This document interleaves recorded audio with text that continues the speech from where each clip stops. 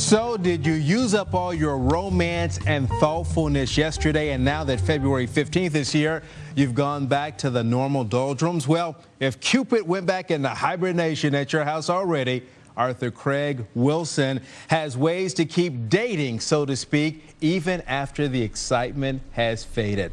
And as always, good to have you with us. Hope everything's going well. Great to be here, You were at the Smokey concert, so loved it big time. There was a lot of love flowing around that symphony hall, I'll tell you. He played a lot of good tunes. All right, you've got a couple of, I guess, 4 steps that you talk about as far as dating is concerned. And number 1, let's talk about pursuing similar interest.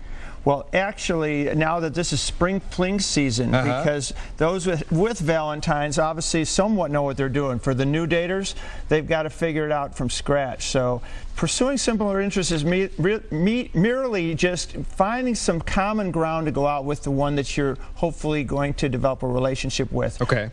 A guy should not ask a girl out without knowing what it is she likes to do and that he would want to do the same thing. Okay. And I guess what about opposites attract?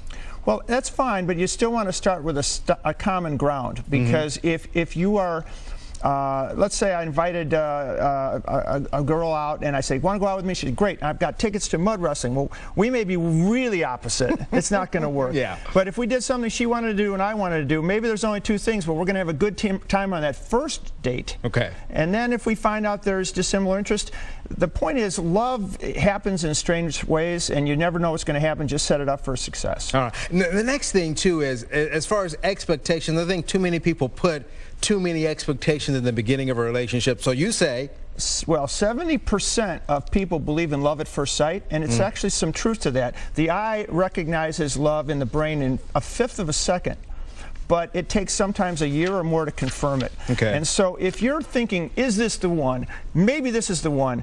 You're setting yourself up for a real problem, because the odds are overwhelming. It won't be. Just go out and have a good time. Okay. And next step is just learn and grow. And what do you mean with that? Well, the purpose of living is to learn and grow. You and I are exchanging information right now. We're having a nice conversation. That's really what a date is. You know, the thing about a date is the Greek derivative word is didono, which means to give.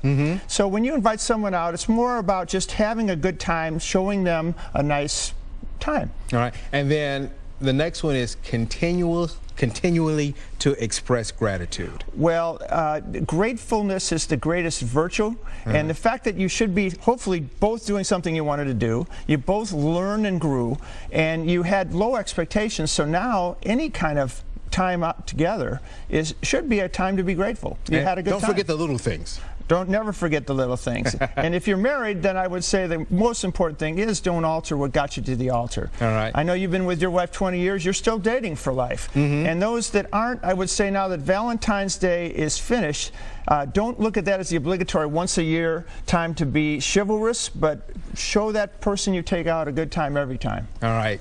Great information there. Thank you for being with us today. Good to be here. Dating for Life is available wherever books are sold.